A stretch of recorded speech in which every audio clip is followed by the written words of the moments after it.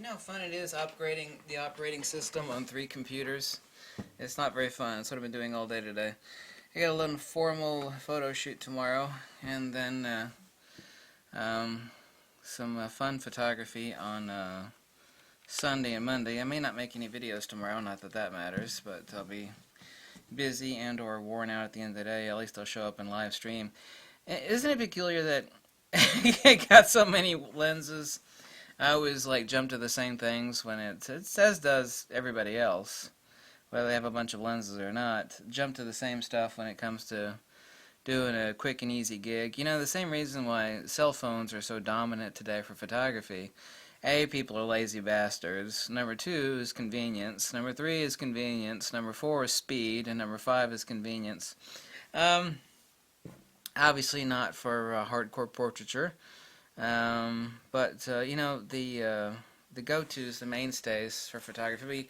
Taking with me speed lights. Yeah, I know you love the decorated lens hood on this. The 2470 2.8G Nikon D500, which ends up being on a crop sensor. You know what? 40 millimeters to 105 millimeters, right? 24. Yep. Yeah, roughly 40 millimeters. 1.5. Done enough testing and done enough shooting that my second lens is going to be the new Tamron.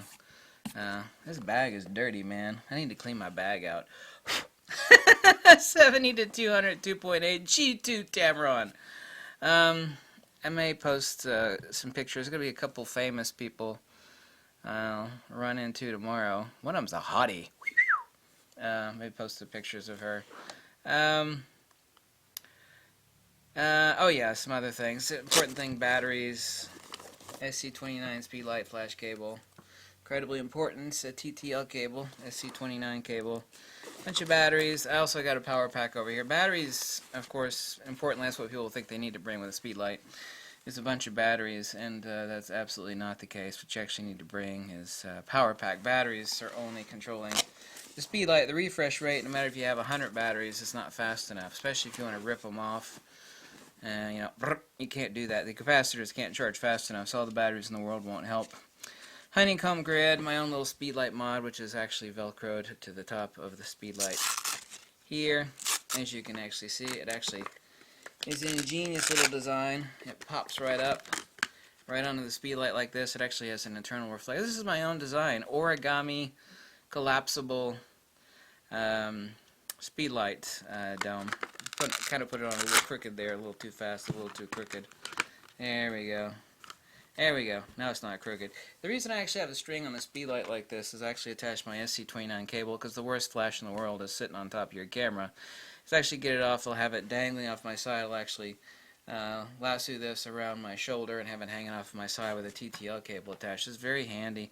I've not actually seen anybody actually use a setup like this. All it is just a piece of cordage tied right here. I could cut it off in an instant if I want, and I have it at the correct length where I'm actually able to get out here like this.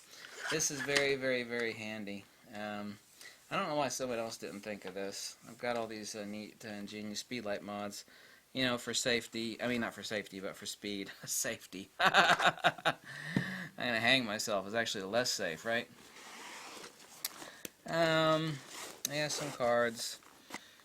That's about it. I'll be traveling fast and dirty with this stuff, and it's odd that, you know, you grab the really simple stuff. These are the bread and butter lenses of photography: 2470, 70 to 200. That's why Tamron is going to sell the dog shit out of these lenses. I mean, they're going to sell the piss out of the new 70 to 200. So totally confident to bring this sucker now. I know its capabilities, and one thing I do need to do, like I do every time, is a slight design flaw in this, is the actual buttons stick up too far. I stick a piece of gaffer's tape over top of the buttons so I don't accidentally switch them. Because when they're hanging off on your side, these switches actually brush up against your shirt or your pants. So that's something that Tamron should actually design. It's no big deal. It's interesting when we grab for the stuff that's convenient. I mean, this is basically like the pro photography version of an iPhone. You know, it's just for convenience. I mean, obviously, well, both of these lenses are absolutely spectacular. You know, they're not going to render anywhere near as good as like an old, D-series screw drive prime. And that's not the point. As people say, well, why would you use these lenses? Because in a situation that's very, very fluid, where shit's shifting back and forth really fast, and I need to zoom in, zooms are there for convenience. I mean, that is what the hell they're there for. And why the hell would I use a zoom when any damn prime, basically, is better than a zoom? And that's the answer. I mean, and the inverse is also true. I mean, you run into these mental midget knuckle-dragging idiots on photography forums, and they're talking about zooms as if they're as good as primes. I mean, they don't know what the hell a good lens is. I mean, it's like, what do you have? It's like, well, I got 8 zooms and a 50mm prime that I never use. It's like, what the hell do these people know anything about a prime lens? And they will argue endlessly, saying, oh, no, my great zoom lens will just do as, it's beautiful. Well, it is, and it's nice and sharp. Is it sharp? Is it sharp? Is it sharp? Sharpness is not everything. Neither is alcohol content in a fine wine. There's some people who can't see the difference. They call them photographically blind. They don't see. They're like people that are tone deaf. All the instruction in the world won't teach them how to play music. They're tone deaf. And that exists in photography. The people who say, well, all they care about is it sharp? Is it sharp? There's absolutely every correlation, and I don't drink alcohol at all, between like a fine wine and a really good prime lens. These people are assholes on these photography forums. I mean, they're just the dumbest of the dumb. They will bitch and complain about me endlessly, but they never have a goddamn thing to say that's worth a nickel. They never have anything to contribute or anything intelligent to say, ever. I find them very funny. It's like, why the hell do these expensive prime lenses exist? But I'm not bringing a prime lens because this is not the gig for a prime lens. Pre-planning is everything. I think some recent video from, who's the guy with the beard that shoots for Fuji? What's his name? Dead Pixel. You know who I'm talking about. The fat dude with the long beard. You know who the hell I'm talking about. I can't remember anybody's fucking name. What the hell is his name? Zach Arias. There we go. Whatever. You know who the hell I was talking about. He says he prepared 13 hours for a 30-minute shoot, or maybe it's like a 20-minute shoot, and that's about right. You set up the background, your lights, you flew on location. He spent 13 hours preparing for like a 20-minute shoot. Someone pops in, boom, boom, boom, boom, it's over with. It's all about preparation, and pre-planning is everything. If you're going to do a shoot, you're going to show up, you look like an asshole. That is what we call unprofessional. But you need to plan out what the gig is going to be. I mean, me bringing any prime lenses, I got a lot of prime lenses, but it's not the lens to bring to this sort of thing, so I may post some pictures later. I will post some pictures on the gig on Monday. I may not on this tomorrow, but oh well. Well, you just grab for convenience, and that's what I'm doing here. This is convenience.